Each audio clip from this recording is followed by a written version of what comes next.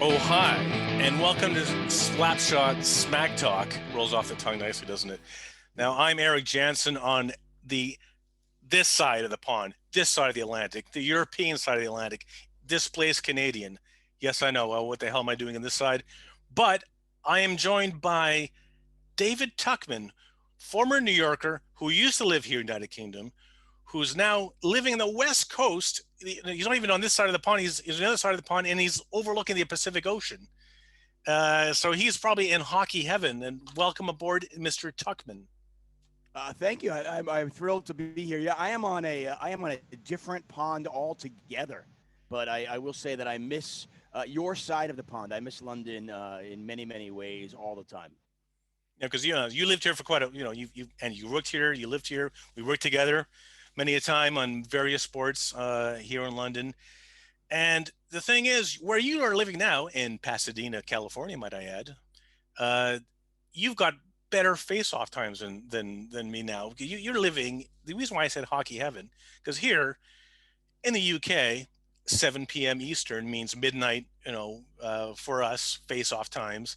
And if you're in Europe and the continent, that's 1 a.m. So a 3 o'clock um, Eastern Coast time, 3 a.m. for us is 4 a.m. for Europeans. But you're living in a time zone where you can watch hockey at any time you want. Yeah, honestly, it's brilliant because on a let's say a normal Saturday where you might have 12 hockey games, I will literally wake up, take my dogs for a walk, make breakfast for my kids. Boom, I've got a game on. Then there'll be another game 2 hours later. And then the last game of the night will start at, say, 7 p.m. for me. I'll be over around 10 o'clock at night. I could literally watch hockey all the time, and it's fantastic. So I will say for sports, people always think, East Coast, New York, but I love it out here. I love waking up to sports. Jealousy knows no bounds with me with that. Okay. Well, listen, we're gonna before we get into the nitty gritty of today's show, I always ask my guests a trivia question, Ooh, I'm ready. and let's test out your mind here, your hockey knowledge. We're going to start off with now there are 31 teams, which means there are 31 head coaches in the NHL in this current season. But I'm going to ask you, Mr. Tuckman, which one of the 31 head coaches in the NHL has scored the most playoff goals as a player? Not regular season goals, playoff goals as a player. Now, is it A, Rod Brindamore of the Ooh, Carolina Hurricanes currently? Or is it right. B, Lindy Ruff, head coach of the New Jersey Devils currently? Or is it C, Rick Tocchet, currently of the Arizona Coyotes? Right. Okay. So So let you don't have to answer now. Let that I let let that me swim in chew your on it. cerebellum, Okay. and answer later on in the show in the second intermission. But that's so. Is it A, Rod Brindamore, B, Lindy Ruff, or C, Rick Tocchet? Which head coach has scored the most playoff goals as a player, career wise? Okay, I'm gonna chew on this. I'm gonna let this melt in my brain, and I will come up with something. I'm leaning away, but I don't want to give it away Okay, yet. yeah, no, no, no, hang on. No spoilers yet. Okay, I'm excited. okay, game on. Let's look at the East or the Metropolitan Division with two-party crashers in the form of the Bruins and the Sabres in the East Division, which is your division, Mister Islanders fan. And how it looks like your Islanders are doing pretty good. I mean, like not great, but not bad. They're doing fine. Yeah, I mean, first off, I will tell you that it's kind of funny. You bring in the party crashers, as you say, the Buffalo Sabres and the Boston Bruins, and it's like if this was a singles party, you brought the hottest guy in the room, who's all this competition because you got the Bruins, but then you got the Buffalo Sabres who aren't going to woo anybody, despite your prediction. We'll get to Yeah, that yeah, later. yeah. Anyway, sorry. So the New York Islanders are. Listen, I am a glass half full kind of guy, and if you've talked to Islander fans, like any fan, after a loss, the sky is falling. After a big win, they're winning the Stanley Cup. Neither is probably true. Neither is true. At the end of the day, the Islanders are looking pretty good. I mean, they brought in They drafted Oliver Wahlstrom a couple of years ago in the first round. He and Noah Dobson were back to back. They had two first round picks, and both of them are in their lineup. And the real question was Noah Dobson was expected to be really good on defense, and he has been. He has been everything they expected. Some defensive lapses, as you might expect from a 20-year-old defenseman, but he can skate, he can move the puck, he plays on the power play. He's got a bright future in the NHL. The real question for the Islanders was, can they find another forward? Because that's where they were lacking. And Oliver Wahlstrom has been kind of a revelation. The defensive lapses have been few and far between. He's playing Barry Trotz hockey, and he's starting to contribute offensively. He is currently, depending on when you listen to this, it might be over, but currently on a 3-game point streak, which doesn't sound amazing. But again, you remember this is a kid who was highly touted as a draft pick, but pretty much fell on his face until now. Barry Trotz, a good fit in for the Islanders. I mean, after leaving, burning that Washington Capitals bridge after he won a cup with them. Was he the right time, right guy for the right place? Yeah, I think he's brilliant. I know. I'm listen. When you talk about the Islanders, I could do a 4-hour podcast on just the New York Islanders on every player. So I apologize for how verbose I can be. No, Barry Trotz. I mean, first of all, in Washington, they wish he was still there, because they know what they lost. The second he was gone, they looked at Reardon and they said, "Oh man, where's Trotz?" Trotz has been amazing. He has completely changed the culture in New York, and the players love him. The players are buying into his system.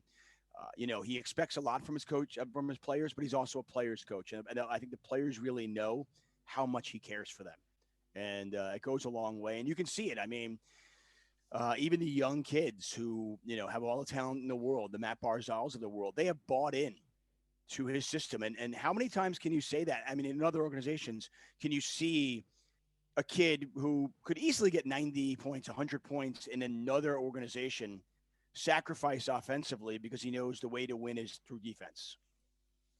I guess one thing that might help the Islanders is is they can finally have a home or someplace they can call home. Well, what is the latest situation with, they're in the Barclays Center. They were in the Nassau Coliseum. They were back in the Barclays Center. And then they went back to Nassau. And then COVID hit. And then what is the latest with, where will the Islanders roam after this? Yeah, it's been a nightmare. And I don't think it's helped in terms of attracting free agents and so forth. But as a fan, it's a nightmare as well. But it is finally settled. They built a new, gorgeous, state-of-the-art stadium in Belmont. It is nearly done and will be ready for the next season, which presumably would start, I imagine, in October of next year. And this year of 20, this year, yeah, 21, 20. Where are we now? Yeah, 2021, right? So the 21 to 22 season. 7 months from now, it'll be ready. Yeah. Belmont is there. Nassau Coliseum, which is where, obviously they made history 4 decades ago now. That's where they play all their games. Barclay's been out. I think the last game at Barclays Center was about a year ago. And then COVID hit. There were only supposed to be a couple more games anyway. And then, when they played this abbreviated season, they decided, okay, that's it. There's only 28 home games. We're doing them all at the Nassau Coliseum. Fantastic. Well, listen, let's talk about your crosstown rivals now, because there's been a bit of unfortunate saga with one of those certain players. And somehow Vladimir Putin's involved. Tell us what's happened to the New York Rangers. Yeah, it's terrible. I mean, for those of you who don't know, obviously Panarin was the New York Rangers, high-priced free agent signing last year, and he exceeded every expectation. He was just amazing, MVP candidate. He was better than anybody ever expected he would be. And this year has been, obviously, he got injured, then he came back, and then took a leave because there is an alleged incident that happened about a decade ago where apparently he beat up a 18-year-old woman. Now, it's an alleged incident. Many people are disputing the incident ever happened. But where it gets ugly, of course, is that there seems to be some political motivation behind this. Panarin is vocally against Vladimir Putin, and you wonder how much of this has been politically motivated, and it's just an ugly situation. Panarin still has family in Russia, and I think I think he's very concerned about that, and most of us would be. Yeah. So, hockey is taking a back seat to his life right now. And it's really unfortunate because even as a New York Islander fan, as much as I hate the New York Rangers, I love watching Panarin. He's a great player, and you never want to see this happen to anybody. Upstate New York, the city of Buffalo is. I know. Everyone's making fun of me. I've been trolled. I've been about banters about like you picked the Sabres, and honestly, I actually thought this was like, hey, I think they're going to turn this around this year. From what I saw, what they brought in, I thought, hey, I'm going to and I'm going to stick by this. I'm going to say, just you wait. Wait till you Just see you the wait. Buffalo resurgence, the Sabres. I'm gonna say it right here. I'm gonna stick to my guns. Buffalo will make a comeback, and even though here's the thing, they're 28th place overall in the NHL, but somehow they're number one in the power play in the league. Explain that to me. I don't know, but that's yeah. Just you wait. Now, listen, your prediction, I don't think it was as foolish as it looks right now. Okay, and I'll tell you, I'll give you. I'm gonna show you both sides of this coin. Okay, Eric. Here it is. They had Dahlin, who's an absolute stud at defense, and I think there was some thought process where you go, okay, this is the year where he takes over. This is the year where he becomes that 25-minute per game, just chewer of ice. He's good offensively, he's good defensively, and he does everything. And that made a lot of sense. This is his third, I think, a third season in the league. So he develop physically, and is he there now? Obviously you've got Eichel, you've got Olafson, who's just a power play monster, and you mentioned the power play there. He's just got such a great one timer off the side, and you pair that with the signing of Taylor Hall, and you think, okay, Taylor Hall's on a 1-year deal. He's on a prove it deal. He's going to have to play well. They're going to pair him with Eichel. This is going to be beautiful, right? The problem is, first of all, where I think your error was, they play in the East. Now, if Buffalo played in a different division, maybe this could have been their year. But you start looking at the teams in the East, and you go, okay, so Buffalo's a little bit improved, fine. But who are they improved against? I mean, because it's all relative, right? I mean, you could be better, but if your teams are even getting better than you're getting better, then you're going to be worse when it comes to the standings. I mean, are they suddenly going to be better than Boston? No. The New York Islanders? I mean, come on. The Flyers, the Capitals. I mean, maybe they take a leap over the Penguins. I mean, I thought the Penguins were on the downswing, but they're playing pretty good hockey right now. I mean, the New Jersey Devils have some great young pieces in place. So you start looking at it and you go, I just don't know who Buffalo is going to be better than. Let's face it. If you have Rasmus Dahlin in your lineup, you should be playing hockey in June, not golf. You Number should one pick. 100%. He might be a couple. I am still a Darlene believer. I watched him leading up to the draft, and I thought this kid is going to be. I thought he was going to be like Nicholas Lidstrom in Detroit. Yeah, I no, thought it's he the was going to same. be that good. I thought he has that, and I still think he has that potential, but he's He's not still there yet. young, exactly, and that's fair. The youngest ever played for Sweden in the Olympics as well. And hey, it's it can only get better. Let's face it. The Central Division, a very bizarre division because you have both finalists of the Stanley Cup in the same division, and it looks like Tampa Bay are doing better than Dallas in this division. Don't you think, Mister Tuchman? You got to give Tampa Bay all the credit in the world. I mean, they lose arguably a top 3 or 4 player in the world in Kucherov. And people thought, okay, well, this team's going to. I mean, Stamkos is injured. He's back. He's injured. He's back. I mean, every time he plays, he scores a goal. But you've got to hand it to Tampa Bay. Plus 30 goal differential. Uh, they just beat Dallas 5-0. And without Kucherov to be able to do this, I mean, they're right now after 19 games, 14-4. They are, just crushing. They beat Carolina, who a lot of the the analytics experts. They're just an analytics darling of a team. They love the Carolina Hurricanes. They love them. And Tampa Bay just beat them 3 straight times with a backup goalie, without a backup goalie. And, Braden Point is obviously an absolute star there, but they just get the job done. And this is without, I mean, how many teams out there can you take away their best player or maybe their second best player because they got Hedman there too, but still take away one of their best players and go, yep, they don't miss a beat. So, my hat is, metaphorically off for Tampa Bay. Dallas, on the other hand, I think Dallas is better than their record. They are currently last in division, but keep in mind they have like 5 games in hand. They started the season off late because of COVID. Then they had, I don't know if you're aware of all the weather issues in That's right. Texas and Yeah. Dallas. So they had that, and that wasn't just a missed 2 games issue, that was a family issue too, where okay, my family's safe or my friend's safe.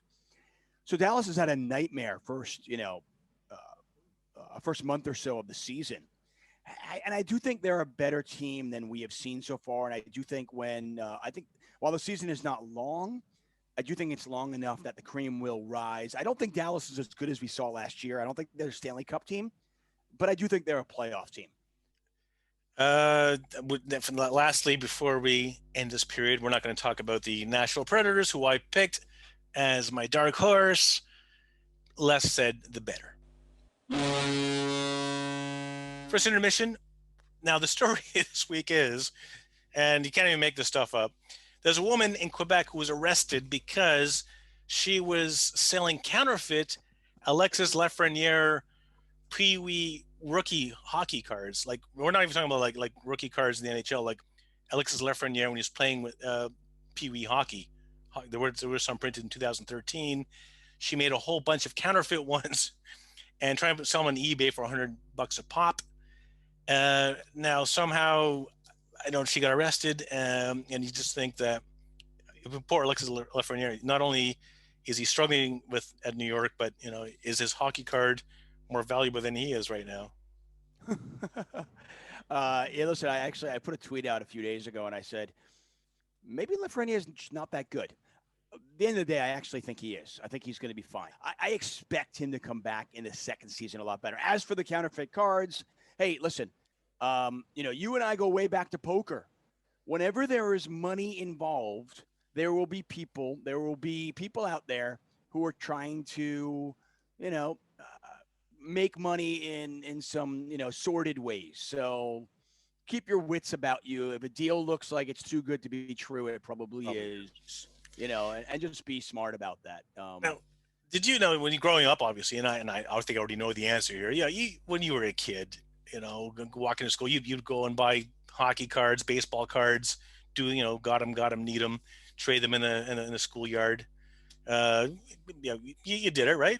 Of course, yeah. You remember that thing? Obviously, in Canada, like the problem is when I get up in the morning, this would be my ritual. I'd walk to school, stop off at the corner store, buy a pack of hockey cards, and then you'd have this bazooka gum shard of glass that we put in your mouth. And it was so bad, not only, especially if it was in Canada, it was -20 outside.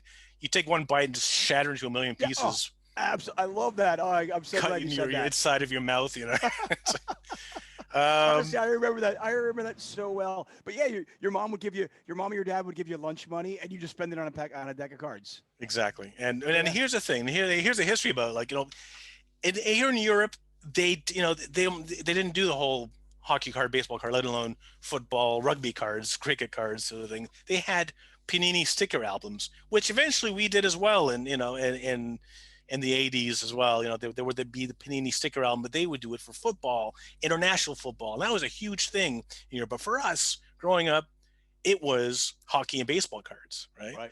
Now there's a history. There were two companies that made hockey and baseball cards. In Canada, it was called OPG, and in the United States, it was Topps that printed and distributed hockey and baseball cards.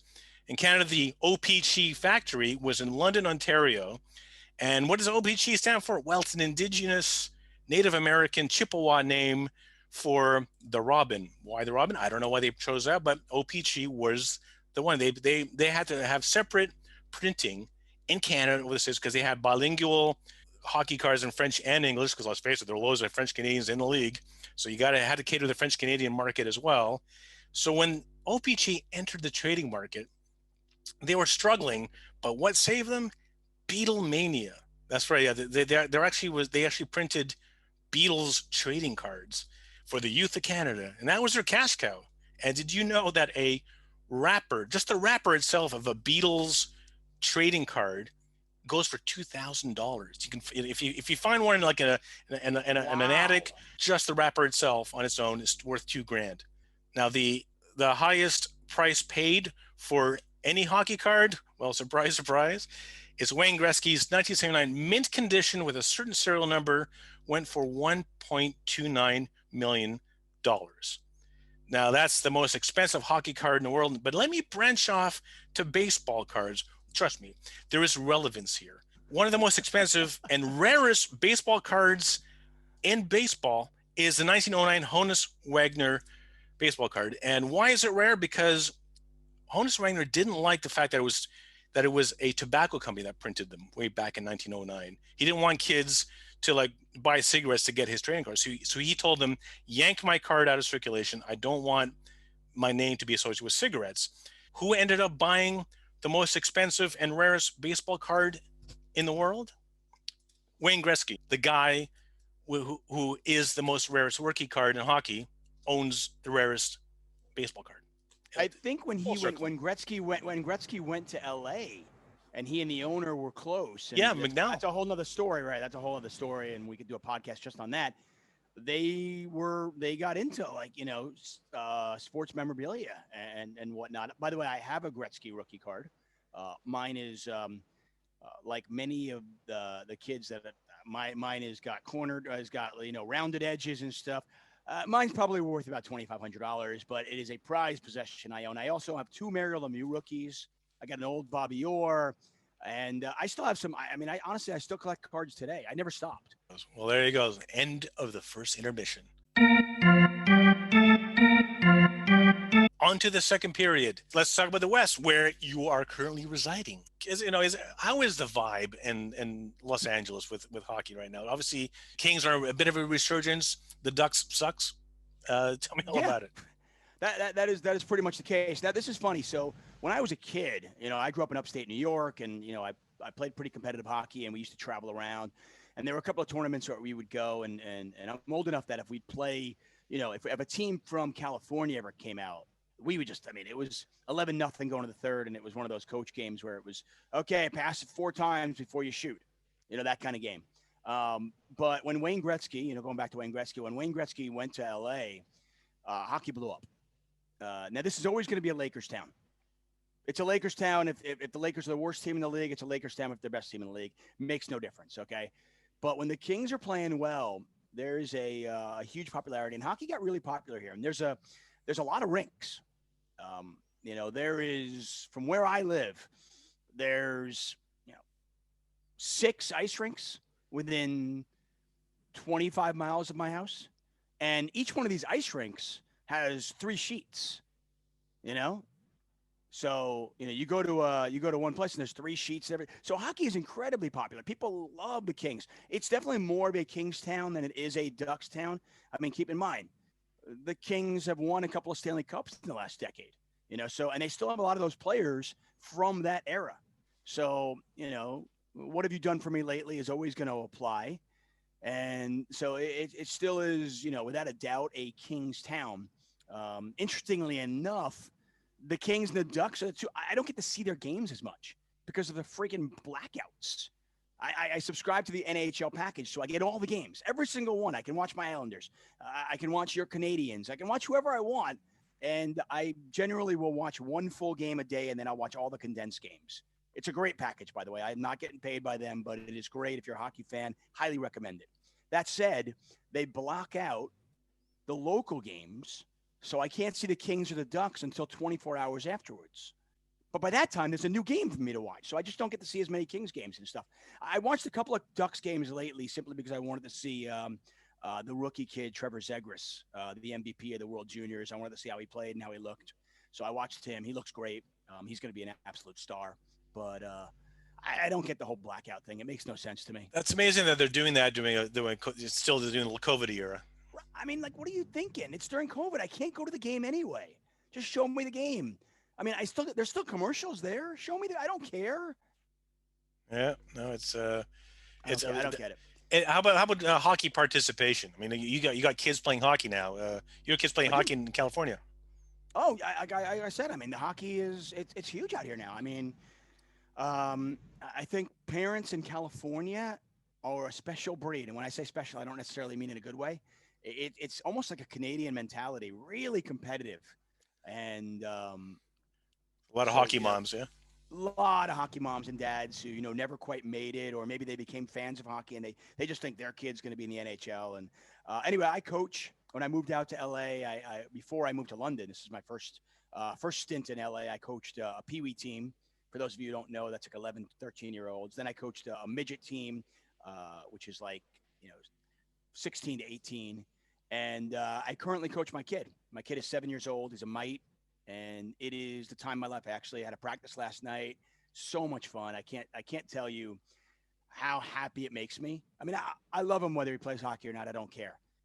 But it is so much fun to be on the ice with him and be passing it back and forth. And it's an absolute blast. But hockey is really popular out here. When we were kids, you wouldn't even dream about having a kid grow up in California and then make the NHL. Just what didn't happen.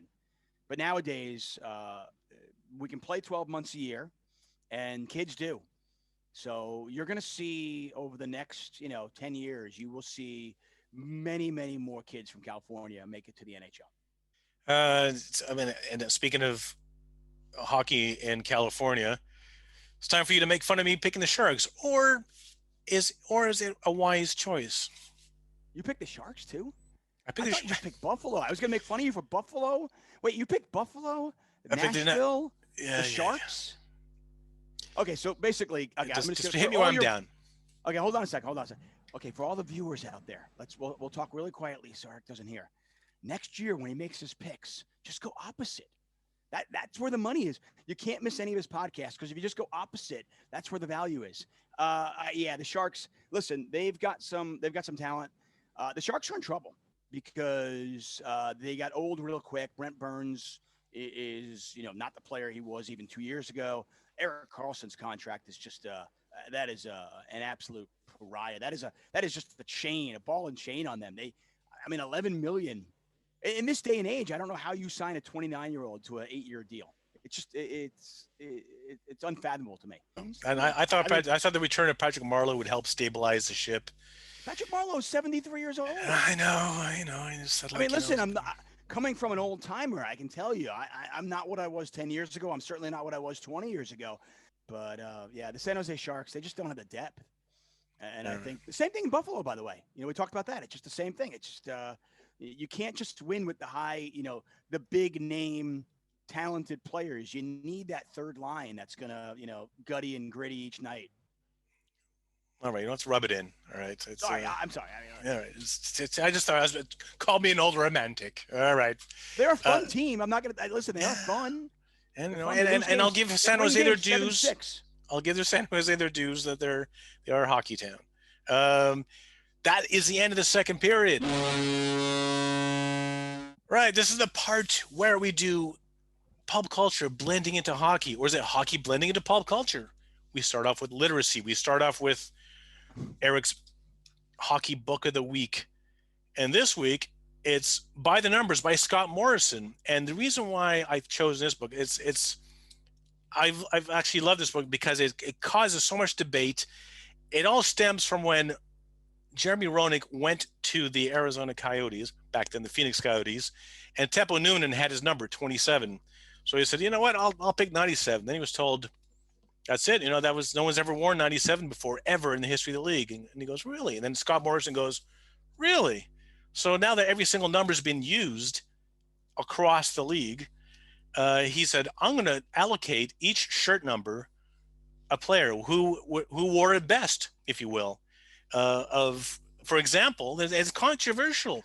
Number 9, who wore the number 9 shirt in the NHL the best? Do you give it to Maurice Richard? Do you give it to Bobby Hull?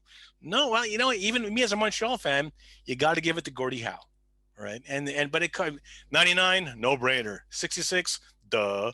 And 87, come on. I was gonna say, is there even another 87 out there? If there is, there shouldn't be. Right. And that's 11. You give it to Messier. There's number 4, Bobby Orr. It rhymes. That's a no brainer. Poor Jean Beliveau, also class, but no, you give it to Bobby. I would assume is number 19 Brian Trottier. I hope. Okay, number 19 is not that common a number. It's got to be Brian Trottier. No, it's not. What? Who? No, I know there's some obscure guy called Steve Eiserman that I gave it to. Oh, stop it! Come on. And we see, and that's what I love this book. It makes people saying, "Oh, Okay, stop it! Come on." 22's got to be Mike Bossy then, right? See, maybe making me I'm look sorry, at I've got to throw it. You know, a it's got couple of to the be. It's all-time got to be. greats. 22 was actually given to Mike Bossy, and that's also a no-brainer. You got to give it to Mike. But anyways, that's my book recommendation of the week. By the Numbers by Scott Morrison. Buy it and then argue with all your friends like Dave and I just argued. Moving It's a on fun to one. moving on to cinema. Ooh, Because of this week we had Lake Tahoe, the outdoor game. I'm going to talk about Mystery Alaska. A lot of people say, "Oh, that's a terrible hockey film." I actually didn't mind it. I expected it to be a load of garbage, but it wasn't that bad. I thought, it's okay, it's entertaining. But what happened was at Lake Tahoe, the cast of Mystery Alaska was supposed to reunite and do some sort of special thing at Lake Tahoe, but then COVID restrictions didn't allow it. So they had a cast reunion on Zoom, and then they discussed, what it was like working with Russell Crowe. Those who haven't seen it, made in 1999, about a small town in Alaska called Mystery. Surprise, surprise.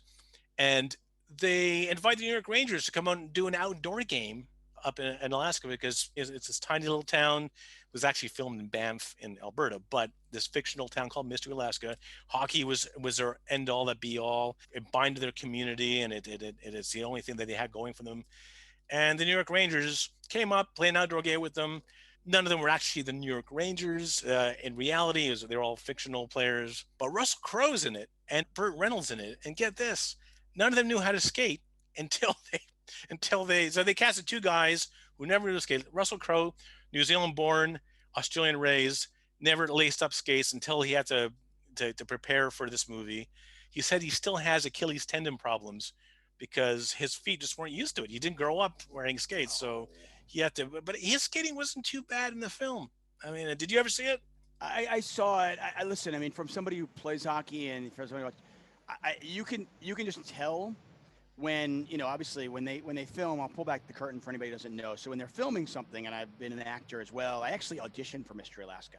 Oh, did you? I did. I mean, but again, it was a movie because they film it in Canada. They you have to hire mostly Canadian actors and Right. Canadian crew. That's the way. That's how they get the tax rebates. So they can only hire certain Americans, and they could just find plenty of Canadian extras to play the hockey players. They didn't need me. Anyway, when they film hockey players, what they'll do is they'll show Russell Crowe's face and his upper body, and then they'll film somebody else's gorgeous skating. But for anybody who plays hockey and knows hockey, you can see somebody's upper body and realize that there's no way that that's them skating because they're just too stiff and Yeah. somebody who knows how to skate. It looks like they can skate from the head to the toe. You can see the whole package. So I thought it was a fun. Listen, I'm a hockey nut. I like every hockey movie. I literally named one of my kids after a terrible TV hockey movie called Hockey Night that was made back in 1984. So I mean, listen, it's a good movie. I think it was fun.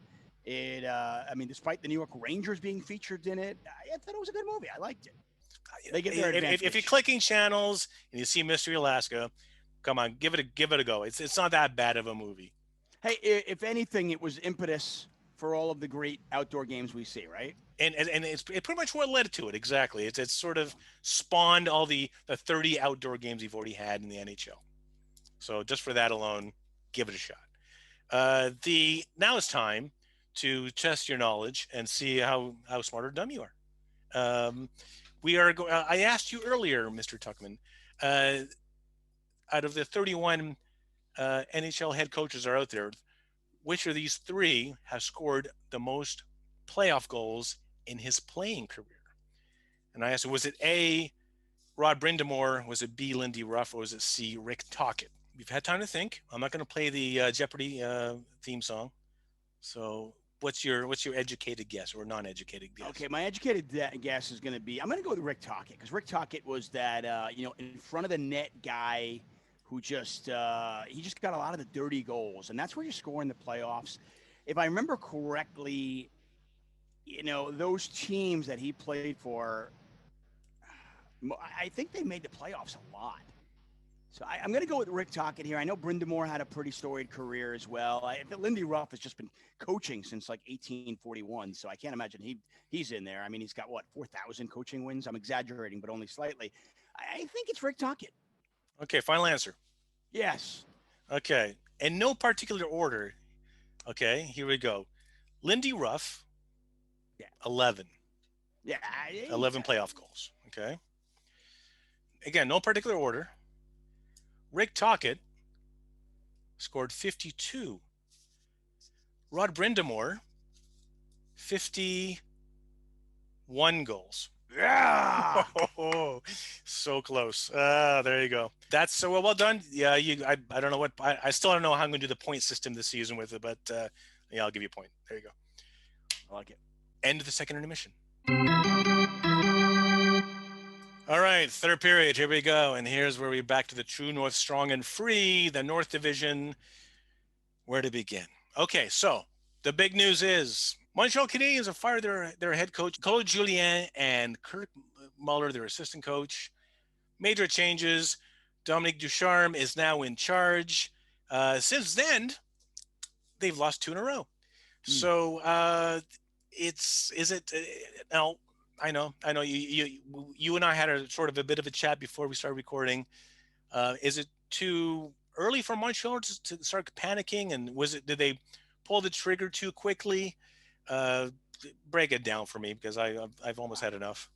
I didn't really understand. I mean, I feel like there has to be something else that we don't know. You know, it just doesn't make any sense. So they fired their head coach when they were 9-4-5. They had lost an inordinate number of games in overtime, which, you know, it's kind of a crapshoot in the overtime. I mean, it's 3-on-3. Whoever gets possession keeps possession for 2 minutes, skates around. I mean, the Islanders were great in overtime 2 years. Last year with Barzal, nobody could catch him. This year, they're like 0-4 in overtime. It's kind of a crapshoot. I mean, the shootout is whatever. So one team's got a 3% edge, a 4% edge. I mean, I feel like there has to be something we don't know. I mean, right, Eric? I don't. I mean, you're 9-4 with 5 overtime losses, and you go, yeah, let's get rid of the coach. I mean, this is not a team, and this is the Canadiens were not a team that was, they were not a top 5 team last year. They weren't even a top 10 team. And let's be honest, if not for the bubble and the qualifiers, they don't even make the playoffs last year. They don't even make the playoffs. We're in a league where half the teams make the playoffs, more than half, 16 out of 31. They would not have made the playoffs.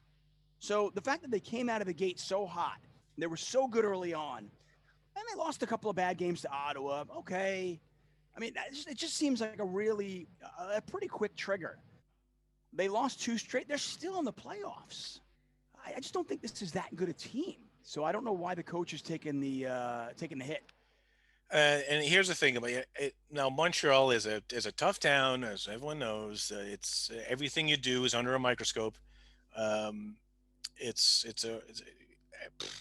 The press are all over you when you do bad. Here's the thing.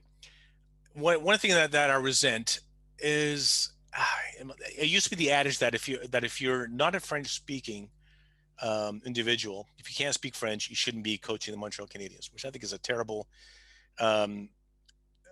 directive to have. Randy Cunneyworth, when he took over one year, didn't speak a word of French, and the French media were all over him. He goes, "You can't speak French. You shouldn't even be there in the first place." And I tell you, it's in this day and age, it doesn't cut. The fact that you got to branch out that yes, you're a team from Quebec, and Quebec is supposed to be different than the rest of Canada, and Quebec is supposed to be different than the rest of North America.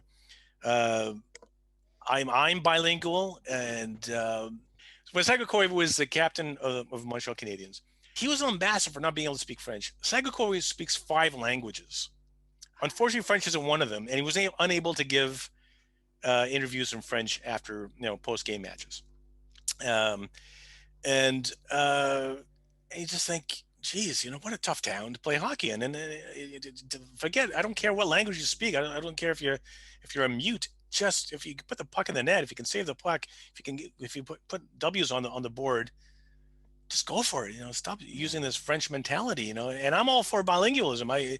I don't like this French only business that they're doing in Montreal. But that's the end of my Montreal rant. We'll see what happens next podcast if this whole new system of Dominic Ducharme is actually working. He's only interim at the moment. I don't know who's out there that we'd like to have coach. Now, one coach that's out there who's I don't care about having is Mike Babcock, who apparently has now taken the job of coaching the University of Saskatchewan's hockey team. Yeah, how the Yeah, mighty have fallen. Now the thing I about Mike Babcock is, and I think you know as well, David, is like the news has come out like how toxic was Mike Babcock as a head coach? How toxic was he in a locker room? when you talk about the old school, hard coach, the Mike Keenan, the Babcock, the Mike Milbury, that era has come and gone. It was already going away, and then now obviously you've got like the politically correct world and everything. There's just no place for these guys anymore. And frankly, from a player standpoint, you know, we I think we romanticize the 1980. You talked about a movie. We romanticize these great hard coaches who literally make their players. You lose, get on the ice and skate. Let's see laps. That's not. These are professionals. These are grown men. And if you want their respect, you got to treat them with respect too. I mean, they've made the NHL. They earn that respect. And when you see what like a Babcock did in Toronto, when I hear the stories about what Milbury did with the New York Islanders, and and Mike Keenan back, I just don't. I think they're dinosaurs. You know, they have not adapted to today's game and to today's to the current mind. Listen, I mean, we all love the like, oh, hard coach, but it's just not. It's not. That's not the game anymore. It's not the life we live in, the world we live in. Well, one thing that I think is pretty that leaked out about Mike Babcock is when he was at Toronto, and he took Mitch Marner aside. I don't know if you ever heard the story, and he made him. He said, "Listen, I want you to rank all your teammates about their work ethic from the hardest working to the laziest. Give me a list of between you and me." And what does he do? The next day in the dressing room, he puts on a board and goes, "Here's what Mitch thinks about you." And that's and it was cruel. He played head games, he played mental games with her, and apparently another thing he did with Chris Chelios when Babcock was at Detroit. Detroit were playing an outdoor game in Chicago, and Chelios was all excited to go back to his hometown for this outdoor game, and he got tickets for family and friends, and he was gonna he's all excited about it. And Babcock just for being an absolute sob benched him, didn't let him play in the outdoor game, and just because he could, and to prove who was boss. And you don't do that to a veteran player like Chris Chelios. Yeah, you don't do it to a rookie. You don't do it to a person. I mean, Chris Chelios I met personally, and he's such a class act, such a good guy. I don't get it. I mean, Mike Milbury, I'll give you the same two quick stories as well. Todd Bertuzzi, who he asked for a trade, right? I just listened to this podcast, and he asked for a trade. He goes in, he talks to Mike, and Mike says, okay. An hour later, he goes, I found a place for you. You're going to Salt Lake City. And he goes, there's no team in Salt Lake City. He goes, yeah, you're going to the goes to the IHL. But he flies him out to Salt Lake City. Second he lands, flies him back, healthy scratch. Then he flies him back to the IHL. Then he's a healthy scratch. Does that for 10 days. Back and forth, never playing a game. Just, I mean, he was the kind of guy that, I mean, one time the Islanders got destroyed by St. Louis, and he makes all the Islanders take off their jerseys and just in their shoulder pads do laps back and forth, sprints. Very much like Miracle or Herb Brooks style. But again, this is you're talking about those were kids, a little bit different of thing, and a different era certainly. And the St. Louis players are all walking out of the Coliseum, Adam Oates and Brett Hull, and they're all looking, they're just shaking their head like, what a clown. It's just Yeah. that era has come and gone. And if you're a coach and you're not, listen, you can be hard, you can be firm, you can bench players, but you gotta respect your players as well. Well, speaking of the Leafs, though, as well, Mitch Marner, he thought he was going to miss Austin Matthews, but it seems like the Leafs are still doing okay despite some injuries piling up. Toronto fans have to be really excited, and I think there's two sides to the coin. First of all, they are clearly the class of the Northern Division. There's no doubt about it. It's the Northern Division. And for all of you Canadians out there, my apologies. The Northern Division is pretty weak. I mean, you got Ottawa, you got Vancouver, which is a train wreck. Calgary's okay. There's just not a ton of talent. I mean, when Montreal is basically the second or third best team there, Edmonton. Toronto is just, they are without a doubt the class of that division. If they don't come out of that division, it's an absolute disgrace. Winnipeg, a pleasant surprise, or was it to be expected? I think this is a team that has some talent. I think a couple of years ago we saw when them in Nashville were the class of the NHL. You looked at some. I think Laine was a rookie then. They had Nikolai Ehlers, Wheeler, Scheifele. They had some talent there. Connor Hellebuck in goal is always going to give you a chance. They kind of fell flat on their face. They lost some defensemen. They lost Trouba, they lost Tyler Myers, and never really were able to replace them. So they had some issues in the back end. But I think anytime you've got the talent that they do have up front, and they brought in Kyle Connor, obviously a great draft pick that was. And I think you could make an argument that they are the second or third best team in the Northern Division right now. So I think they are what they are. I think with their defense and their issues in the back end, they're going to have trouble really going far.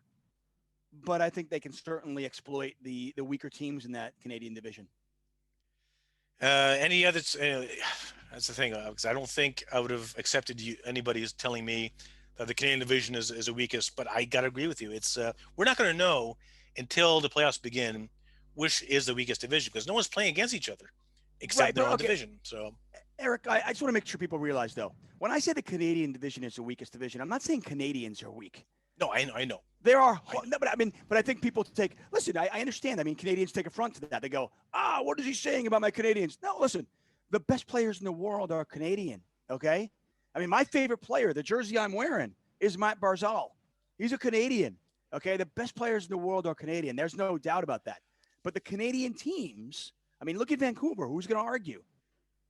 Vancouver, they literally they have no clue on defense. Their goaltending isn't quite there yet. Demko's okay, but he's not there. I Ottawa, know. they've got some talent, but look at the teams that are there compared to the Tampa Bays, the Bostons, the Vegas Knights, the Colorado Avalanche.